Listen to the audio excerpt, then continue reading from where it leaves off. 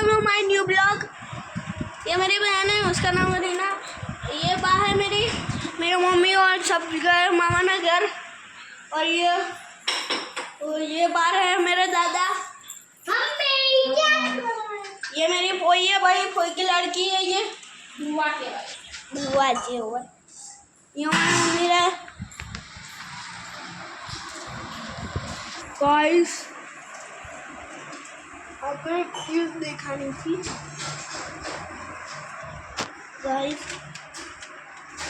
ये मिर्ची बम और ये टीडा, ये फूटता ही नहीं है। 2 कागज छिड़का चुके हैं, 2 कागज मैंने लगा दिया है, ये फूटता ही नहीं है।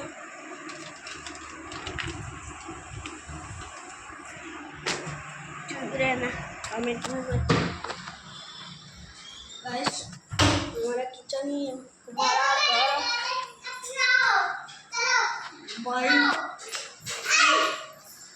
सब कुछ आ इतना पकड़ ले। चलो।